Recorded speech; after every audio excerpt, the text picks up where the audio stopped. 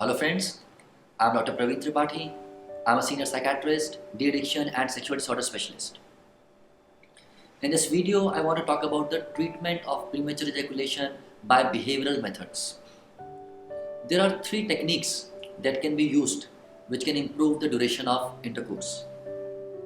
So what are these three techniques? Let me talk about them one by one. The first technique is called as stop and start technique.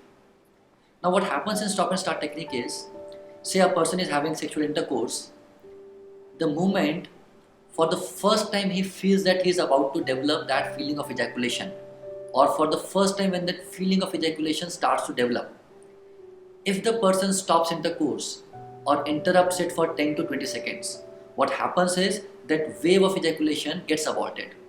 So a person is having sex, he suddenly felt that he is now starting to go towards the ejaculation.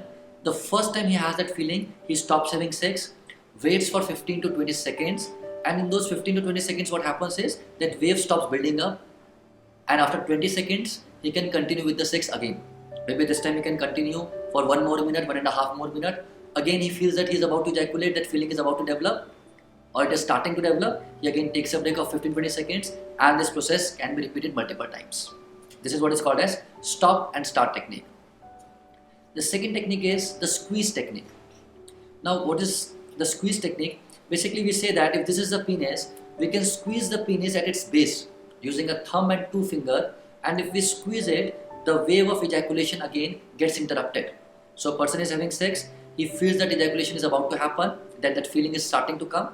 The partner of the patient or the patient himself can use 1 thumb and 2 finger to gradually or mildly squeeze it. The squeeze should not be too strong because it might cause injuries, and it should not be too mild because it would not be effective in that case. We usually recommend that always seek a professional help, seek help from a medical doctor before using this technique, because the right amount of squeeze is the key in this technique. And the third technique involves use of Kegels exercises. So Kegels exercises are certain exercises that are meant to strengthen the pelvis muscles. So when the muscles of pelvis become stronger, the control over ejaculation becomes better.